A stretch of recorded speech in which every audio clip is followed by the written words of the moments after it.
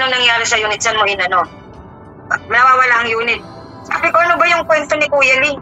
Ba't ganun naman? Parang ang ano niya, direct naman sa akin na naman. Kaya nga, di ba, kahapon, sumagot na ako dun sa pulis. Ma'am, i-demanda ka, ikukulong ka dito. Dahil narinig mo, sumagot ako. Sabi ko, teka lang ha, ang usapan dito, kakausapin lang ako. Sumama na nga ako eh. At natakot ako dahil hindi ko naman alam dahil ngayon lang ako na ganito. Pero ang pinupoint, ganun lang yun. Siyempre, tatanungin nila, siyempre, alam mo naman, police, siyempre, saywar din naman yan. So, kailangan lang natin maunawaan ang bawat isa. Yun lang naman yun. Hindi naman porkit dinala ka doon, makukulong na tayo, hindi. May proseso yan.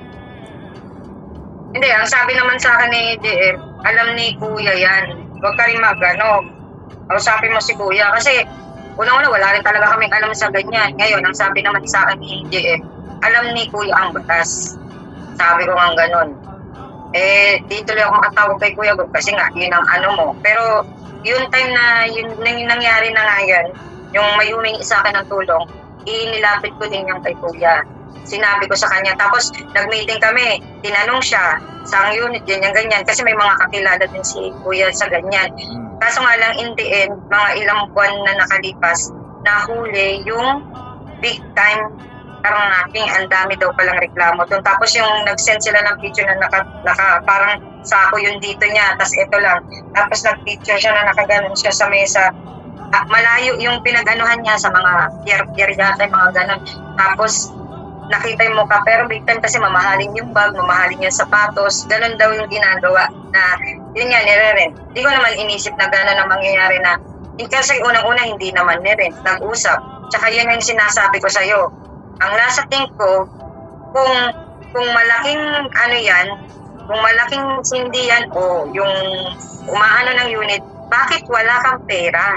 Ngayon, ang ano ko naman, ang mali ko, hindi ako nakinig sa'yo, kasi nga, ang think ko ganun. Iba think mo, sabi ko nga sa'yo, mas eksperyensado ka. So, nung alam na pala na ganun, di sana, pinilit na lang natin na ibalik yung pera. Wala namang problema, kaysa nagkaroon tayo ng problema ganyan. Kasi nga, nagtaka ako bakit ang tagal ng unit pa sa akin, hindi pa agad ginawa. Kumbaga, parang binuo muna yung pera. Alam mo, kasi ang usapan naman natin, hindi ibibigay ang unit as long na hindi buong pera. Pag buong pera, tinanong pa kita, paano to, kung hindi, kausap mo, i-Gcash na lang.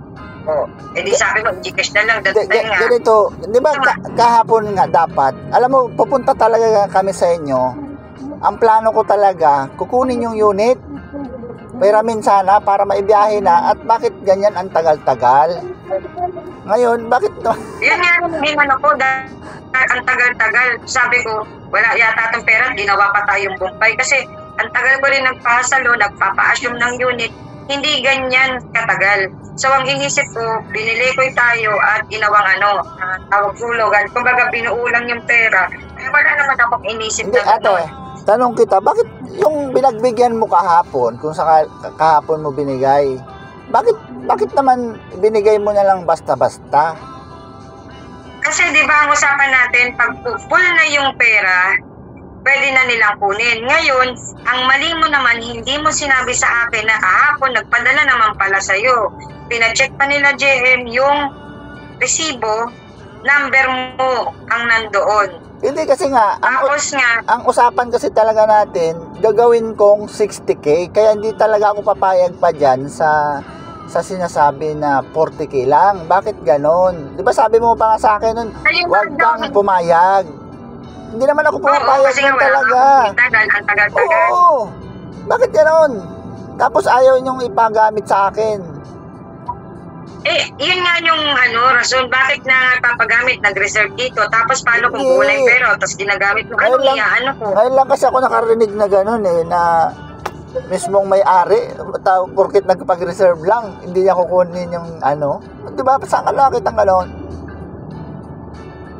Nakailan din namin, syempre, sabi ko nga, kailan lang kita nakilala. Kagaya niyan, kung ginamit yung pera, tapos nagbayad na sa'yo, ginamit mo yun, tapos gusto nang kunin, hindi naman sa akin na padala nung last na tapos anong gagawin ko? Hindi, ako ang mag-shoulder mo. Katulad yan, ako mismo ang, ako mismo yung may-ari, kunwari ng sasakyan. bakit ka pa magtataka sa akin? Eh, ako nga may-ari ng sasakyan eh. Di ba? Bakit ka mag-alinlangan na itatakas ko yung pera? Eh, akin naman yung sasakyan. At saka mag-partner naman tayo. Kuya, ang ginawa ko, for ano lang, although na alam ko yung sitwasyon mo, alam ko yung ano, pero sa akin, syempre, ang sa akin lang yung sa side ko, kasi nga dito, iniwan yung unit. Kumbaga, syempre, nag-down din yung isa, nag-aantay tayo ng full. Yung paano kung, eto nga, di ba sinabi ko naman yung side ko sa'yo, naintindihan mo naman yun. O ngayon, sabi kapag okay na, pag full na, sige, pwede nyo nang